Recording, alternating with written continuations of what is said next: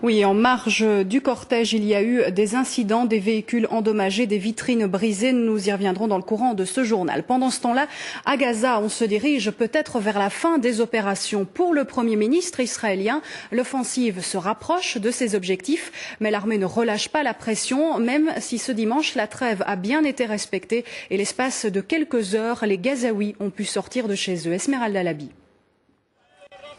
L'image donnerait presque l'illusion que tout va bien. Les rues de la ville sont noires de monde, la population fait son marché comme si de rien n'était. Pendant 3 heures, l'aide humanitaire a pu entrer dans la bande de Gaza et les habitants sortir de chez eux pour faire leurs courses, des tomates, des oignons, des choux. Mais il ne s'agit que de 3 heures de répit. Avant et après, la guerre a repris. Des chars israéliens ont même effectué des incursions dans le nord de Gaza pour la première fois depuis le début du conflit. Je ne sais pas quoi vous dire. Où allons-nous vivre? Nous n'avons plus de maison, plus rien. Nous sommes à la rue. Comme vous le voyez, le peuple palestinien est détruit. Israël envisagerait pour la première fois la fin de son offensive, affirmant avoir sérieusement affaibli les capacités militaires du Hamas. Ce qu'a démenti immédiatement le chef en exil du mouvement islamiste, Khaled Meshal prétend que l'État hébreu n'a atteint aucun de ses objectifs. Ces hommes ont d'ailleurs encore tiré des roquettes vers Israël sans faire de blessés. Une délégation de parlementaires européens a pu entrer dans la bande de Gaza aujourd'hui et en ressortir rapidement sous les bombes. On a passé assez bien de temps dans une école près de Rafah où il y avait 300 familles, mais surtout des femmes et des enfants qui étaient là. On a tous pleuré. Et on les laisse là-bas et on revient avec comme seul message fort, c'est protéger ces populations civiles. C'est le droit humanitaire, c'est le droit international. On ne peut pas faire de massacres pareils. Ceci, ça dépasse l'imaginable. L'hôpital de Gaza voit défiler des centaines de personnes, dont de nombreux enfants. 900 Palestiniens ont perdu la vie, 3500 autres ont été blessés. Et notre correspondant Stéphane Amar est en direct avec nous depuis Jérusalem. Stéphane, Ehud Olmert a donc annoncé se rapprocher des objectifs. Cela veut-il dire que la fin des opérations est imminente ? Alors vous savez, on est entré ce matin dans la 3e semaine de l'opération militaire israélienne à Gaza. La première semaine, il s'agissait essentiellement de bombardements très intensifs, on s'en souvient. En seconde semaine, eh bien, il y a eu de l'artillerie et encore des bombardements. Eh bien, cette fois-ci, les soldats israéliens sont au cœur, j'allais dire, de leur cible, c'est-à-dire au plus près des cellules du Hamas, c'est-à-dire au cœur de Gaza, au cœur de Khan Younes, c'est-à-dire au cœur des villes israéliennes. Ça devrait donc être des combats extrêmement dur, également le long de la ligne de Philadelphie, c'est-à-dire entre Gaza et l'Égypte, où il y a de nombreux tunnels de contrebande qui ont notamment servi au Hamas à faire partie des armes. Il y a eu aujourd'hui des bombardements très intensifs. On approche donc peut-être de la fin des combats, mais en tout cas, les combats qui ont lieu actuellement sont sans doute les combats les plus intenses qui ont lieu depuis le début de cette opération il y a 3 semaines. Oui, est-ce que l'armée israélienne a réellement atteint son objectif? Le Hamas s'est-il vraiment affaibli après ces 15 jours d'offensive?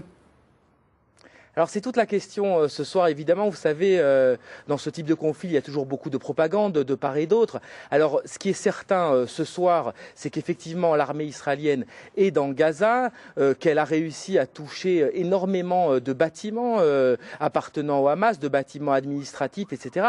Selon même le Fatah, c'est-à-dire le parti palestinien opposé au Hamas, il y aurait beaucoup de dirigeants et de combattants du Hamas qui auraient pris la fuite vers l'Égypte, qui seraient donc en déroute. Cela dit, du côté du Hamas, c'est effectivement on dément. Et ce soir, il y a à peine 10 minutes de cela, il y a encore eu des tirs de roquettes sur la ville d'Ashkelon. Une autre information qui peut sans doute indiquer l'état d'esprit du Hamas, c'est que une délégation islamiste s'est rendue au Caire, donc en Égypte, pour discuter d'un cessez-le-feu, et qu'ils sont actuellement à Damas, donc auprès du dirigeant du Hamas, Khaled Meshal, qui est en exil à Damas, pour savoir si effectivement il faut accéder aux demandes égyptiennes d'un cessez-le-feu ou non. Donc ce que je peux vous dire ce soir, et ce qui paraît à peu près certain, c'est que le Hamas a reçu un coup très dur, mais il est encore debout et il est encore en position de combattre et de lancer des roquettes sur Israël. Eh bien, merci Stéphane pour ces éléments d'analyse. Stéphane Amar en direct donc de Jérusalem. Et qu'en est-il de l'opération Bifast à destination du Proche-Orient? Eh bien, les choses stagnent. Le C-130 de l'armée belge n'a toujours pas quitté le tarmac. On évoque des problèmes administratifs, mais Jonathan Crix et Jean-François Noulet ont tenté de savoir pourquoi l'avion ne peut quitter la Belgique. Il devait partir vendredi, mais ce matin, il était encore immobile sur le tarmac de l'aéroport militaire de Melsbroek. Le C-130 de l'armée belge est officiellement en stand-by. Il devait être l'un des premiers vols d'assistance à se rendre sur place pour évacuer des enfants de Gaza via l'Égypte, mais visiblement, ce n'est pas si simple. Il faut naturellement être sûr que quand on y arrive, il y a des victimes à répatrier. Et ce que l'on constate, c'est que ça devient de plus en plus difficile, pour ne pas dire impossible, de sortir des victimes de Gaza par Rafah. Il manque des corridors sûrs. À côté du rapatriement d'enfants blessés de Gaza, cette mission, prévue pour une durée de 2 semaines, devait aussi apporter de l'aide médicale sur le terrain.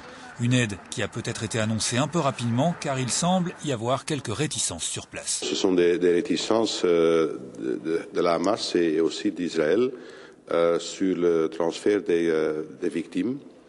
Mais je ne vais pas élaborer là-dessus parce qu'on essaye notamment de résoudre ces réticences, donc je ne veux pas trop en dire. Politiquement, l'objectif du gouvernement belge était aussi de montrer qu'il pouvait mettre rapidement sur pied une aide médicale urgente. Concrètement, cela ne va apparemment pas sans mal. Le ministère des Affaires étrangères estime à présent que le C-130 ne décollera pas avant mardi.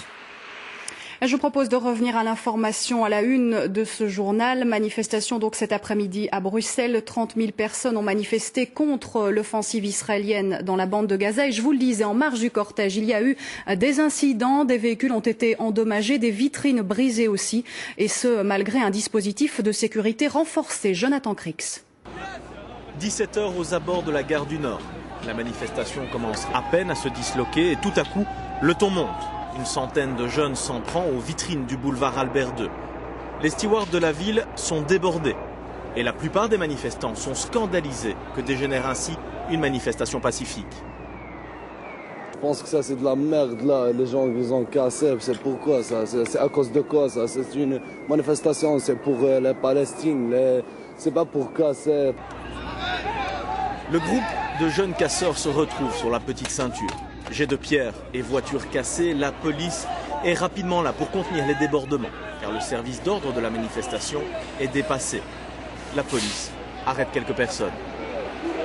Ce sont des petits gamins de 17-18 ans qui sont manipulés par une petite minorité de 10 ou 15 personnes et que ça s'étend comme une petite épidémie. Mais attends, ça n'a rien à voir avec la manifestation pacifique qu'on a fait. Nous on était là pour revendiquer une cause, dans la bonne humeur et que chacun rentre chez soi tranquille. Vers 18h, les services de police décident d'encercler les derniers manifestants. Au total, plusieurs dizaines d'entre eux ont été arrêtés.